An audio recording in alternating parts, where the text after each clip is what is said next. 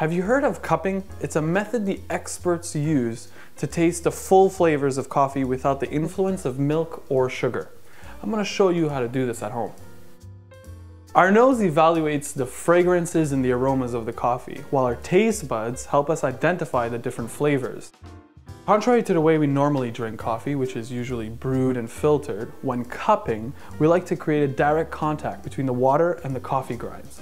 This really amplifies the flavors and the aromas.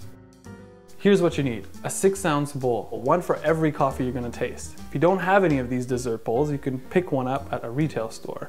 If not, you can use equal-sized cups to continue doing this test. You'll also need ground coffee, filtered water, a measuring spoon, a tablespoon, and a tasting form you can find at vanet.com, or just a notepad where you can jot down some of your impressions.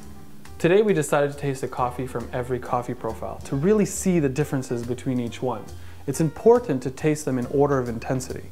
We'll start with a mellow and fruity, a mellow and woodsy, a velvety and fruity, and a velvety and woodsy, a bold and fruity, and finally a bold and woodsy.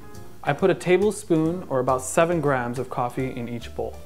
Then I boil the water and let it sit for about 15 to 20 seconds to bring the temperature down. I brew the coffee first by wetting the grinds a bit, and then I fill each bowl to the rim.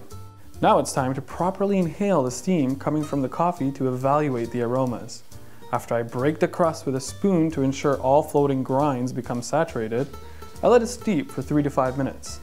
I skim off the surface for any grinds that have not sunk, and let cool for a few minutes. Now to taste the coffee. You fill your spoon up with the coffee, don't dig too deep into the bowl.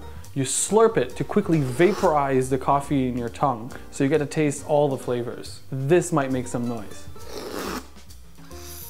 Now we write down what the coffee tastes like. Is it acidic, sweet, salty, or bitter? Or does it denote flavors of berries, citrus, or nuts? It's time for you to discover. Enjoy your cupping.